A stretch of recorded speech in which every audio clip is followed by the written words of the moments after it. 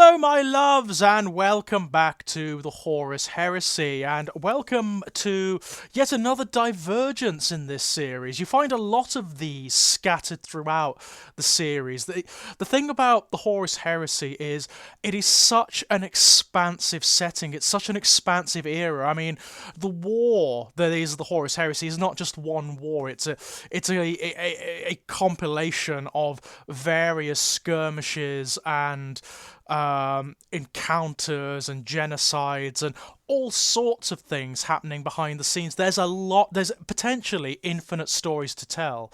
I mean, later on, we're going to be getting onto the Calth portion of the series, and that takes forever. It's enormous. It spans several books, short story collections.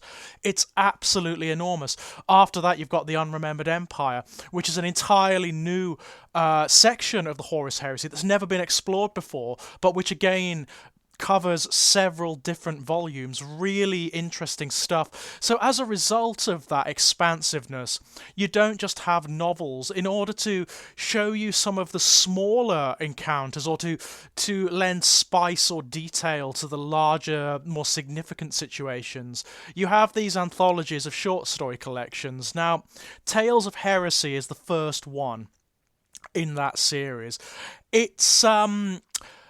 It's one of those books whereby there's a lot of good stories here. There's a lot of interesting tales here, a lot of well-written tales, but the raw fact of the matter is if you're going for the main story, if you're going for the main thrust of the Horus Heresy, if you just want the straight narrative from Horus Rising to the Siege of Terra, you can largely miss this one out. That isn't to say that the stories here aren't significant. They're fun, they're good, they're well put together. They're largely well-written stories, but they are also largely incidental stories. By and large, you can miss this entire collection and you will miss nothing. You can skip directly to the next book in the series and you'll have missed nothing.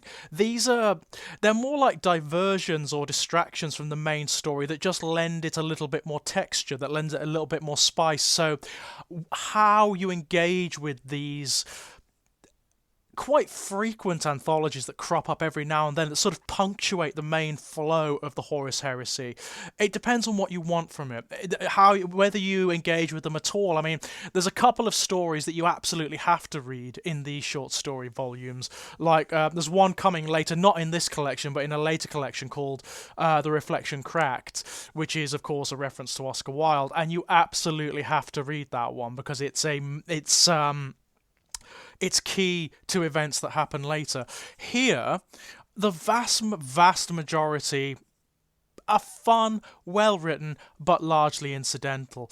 The title story, Blood Games by Dan Abnett. Now, of course, Dan Abnett is an inveterate writer. He has been writing in this arena, in this mythology for years. And of course, he wrote Horus Rising. So this series really was determined, the thrust and the themes and the nature of this series was defined by him. He wrote Horus Rising, the first book in the series, so you'd expect any story by him to be quite good. And Blood Games is fine. There's nothing particularly wrong with it. It's a really well-written, punchy story. What's really interesting about it is you get a look at Terra for the first time. I mean, you actually get this intimate, in-depth look at Terra. And not only that, but how certain military structures and chambers and processes work on Terra, how the politics of Terra works. It's from the perspective of an actual custodian, so one of the Emperor's own custodians. So you get an in-depth look into how they operate with reference to the Emperor and to what's happening in the wider metaphysics of this universe.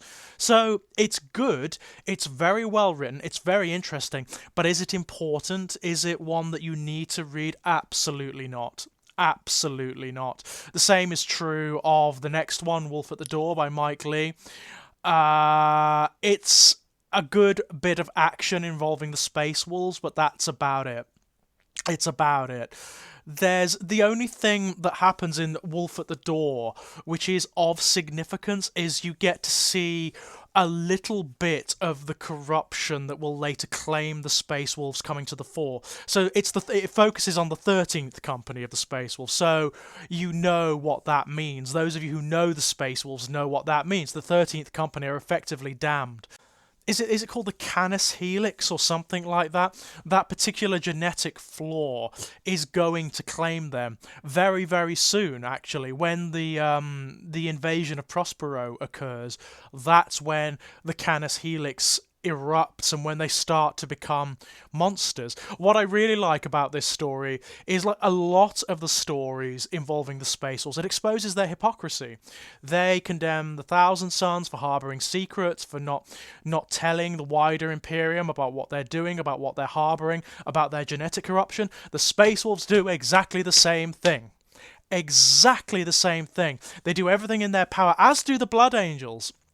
They do everything in their power to actually conceal what's happening to them from the wider Imperium, because they're afraid of censure, because they're afraid of being condemned in the same way that they condemn the Thousand Sons. There's a lot of that here.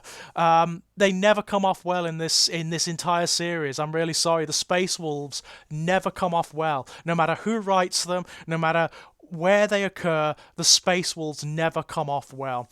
Scions of the Storm by Anthony Reynolds. Now, this is a story involving the Word Bearers, and generally that would really appeal to me, but I am just not a fan of Anthony Reynolds' writing, I've got to say. Anthony Reynolds wrote the Word Bearers trilogy, which is a big old hefty chunk of writing, and I just don't like it. It just does nothing for me. I don't think it portrays the Word Bearers in any flattering light or in any great complexity.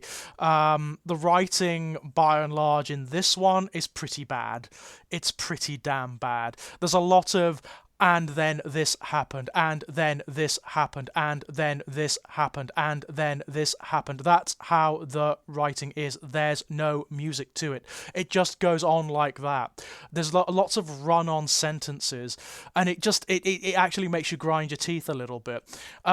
There are some interesting things here. It's about the Word Bearers just starting to discover the Dark Gods, just starting to discover the cultures that worship the Dark Gods and to become interested in them. So that's kind of fascinating, but it's just not for me. I am just not a fan of the guy's writing. I much prefer the way Aaron Dembski Bowden tackles the Word Bearers later. Just infinitely more interested in that. It's an okay story. It's not that important. If you read the Aaron Dembski Bowden books, The First Heretic, Aurelian, all of this information is in there anyway, so you don't really need it, to be perfectly honest. The Voice by James Swallow. Again, you get this dip into the wider Imperium here. So you actually get to see the black ships that are still in operation in the present-day Imperium, the ships that are used to find psychers and take them to the Emperor's laboratories. They actually are already in operation at this point in the Imperium's history. Now that's interesting. The Sisters of Silence kind of make their debut here as well. This is where you see them for the first time and what they do and how they operate. So that's kind of interesting. The Sisters of Silence will come to play a big part in the Horus Heresy because, of course, they fill in a gap. The Sisters of Silence fill in a gap. The Thousand Sons, the reason Horus took pains to neutralize the Thousand Sons is because if the Thousand Sons had sided with the Emperor and had used their powers to their full capacity, they'd have wiped out Horus's legions with a click of their fingers. The Thousand Sons are one of the most powerful legions because they use incredible sorceries, So the Sisters of Silence plug that gap in the invasion of Prospero, whereby they act as a countermeasure to the Thousand Sons' abilities. Without that, Prospero doesn't make much sense. They'd have just used their sorceries to blast the Space Wolves to atoms, So the Sisters of Silence are very important. Very, very important. And this story kind of introduces them. Again, not essential at all. Call of the Lion by Gav Thorpe. Again, Gav Thorpe is not my favourite writer in the Black Library. he tries his best, but I find that Gav Thorpe's writing is it's kind of someone who got lucky. He used to write the rules books, yeah, for Games Workshop, and it seems like he's just sort of transposed that career into the Black Library, and I think it's more luck than ability, I'll be honest, more circumstance than ability. I've never really liked any of Gav Thorpe's writings. I just haven't. I just don't like them very much. This one is interesting though, because it sets up, it gives you an exploration of some of the internal politics of the Space Marine legions at this point. So what Call of the Lion does is you get for the first time a clash, an internecine clash within a legion. So you have the Dark Angels split down the middle. You've got the Dark Angels that came from Terra before Caliban was rediscovered, and the Calibanite commanders of the Dark Angels at odds with one another. And that is fascinating. The fact that these divisions were already occurring, totally without the influence of Chaos, by the way, these political and cultural divisions were already there. That's interesting. That is interesting. It's not great. It's not that essential, really, but it does explore some interesting elements of the internal politics. Now, the next story, The Last Church by Graham McNeill, is one of the more important stories in this collection. What The Last Church establishes, for the one thing, it's one of the very few stories that focuses almost exclusively on the Emperor. This is a story about the Emperor of Mankind, and you get to see him as a protagonist in this story. And it's not much. I mean, all it is it's set before the way before the Horus Heresy, and kind of before the establishment of the Imperium as well. This is set on Terra long before the establishment of the Imperium, and it is essentially what it says on the tin. The Emperor and his unification armies arrive at the gates of the last church, the last temple on Terra, and most of the priests have fled. Most of them are gone because they know what the Emperor's regime does to priests, and there's only one priest left, and the entire story is just a philosophical and ideological discussion between the Emperor and this priest. It's quite good. I've got to say, it's quite good. The argument doesn't go deep enough. It's not quite as expansive enough as it could be. This is not... Don't expect to come here and find a philosophical discussion that's incredibly deep, or a metaphysical discussion that's incredibly deep. You're not going to get that. But it is interesting that this discussion is occurring in this setting. It really does establish this short story, that this is... The Emperor's regime is not just secular, it's tyrannical, it's despotic, it's oppressive. He is actually attempting to wipe out entire realms of human experience and consideration and inspiration. He wants this to be the last church, and he wants there to be no more, not even discussion of metaphysics. It does explain a little bit of why he comes down so hard on the likes of the Word Bearers and the Thousand Sons. He wants that gone. He makes that very clear in this short story. What I find interesting is, although I would naturally, because of my own inclinations, usually side with the secularist in this, the priest's arguments are actually way better than the Emperor's, and I like that rather a lot. He calls the Emperor out, essentially. He calls the Emperor out for just being a hypocrite who's just basically wants worship to come to him. All he really wants to do is establish his own ideology that's absolute and unquestionable, and will be obviously mandated through force. That's what the priest says to him, and it's absolutely correct. And it ends with the burning of the last church and the priest still inside. So yeah, this is introducing a wonderful bit of ambiguity. The next story, after Deshea, by Matthew Farah, is again not essential, but is a very good story. story indeed, because this leads into some of the stuff that happens later in the Heresy. This focuses on the Warhounds, and the Warhounds are the World Eaters. They were called the Warhounds before they were called the World Eaters, before they rediscovered Angron on Nuceria. And this is the story of what happens when they do discover Angron. Now, for most of the other legions, when they rediscover their Primarchs, it is this vast celebration. They describe this metaphysical experience where, upon setting eyes on their Primarchs, they know who they are, they know what their place is, they know what their purpose is, and suddenly they're led by these incredible super beings who are highly intelligent and who restructure the legions and give them the essence of their own souls, I suppose. That doesn't happen here. That doesn't happen for the Warhounds. When they find Angron, he's mad. He's beyond mad. In this story, he is sealed in the hold of the Conqueror, the flagship of the Warhounds, and he is rampaging. Whoever they send down there, he rips apart. He has killed any number of the World Eater's officers who have gone down to try and parley with him. And this is the story of Khan. Khan, who will become the betrayer, who is the only one who talks to Angron and can settle him. But it's also an internal look. You get an internal look of what Khan's feeling, which is this incredible sense of desolation, because this was supposed to be the saving of their legion. This was supposed to be what made their legion like the others, that put them on the same footing as the others. Didn't happen.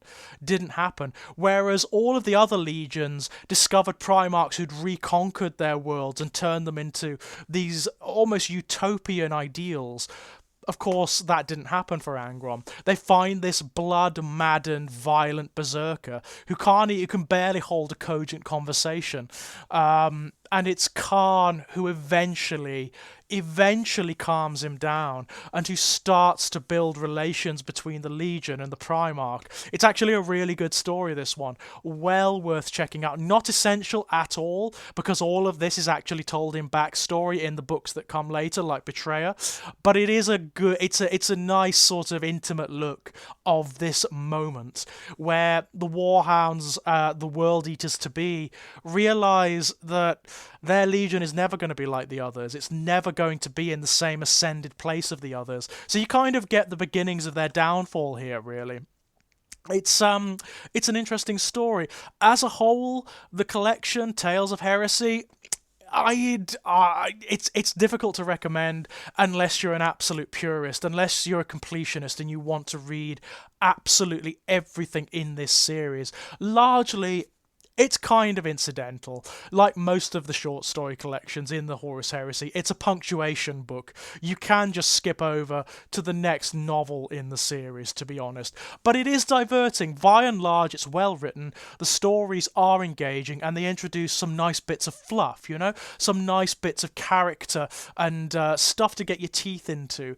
I like that element of them. They explore parts of the universe that maybe haven't been explored yet and introduce notions that haven't been introduced yet. So yeah, it's a worthwhile read. It's just not essential. And you have to bear in mind, there's a lot of reading to do in this series. So if you are reading from beginning to end, this might be one of those that you want to skip over just for brevity's sake. But yes, when we get back, ladies and gents, we will have a look at the next novel in the series. So until then, bye-bye!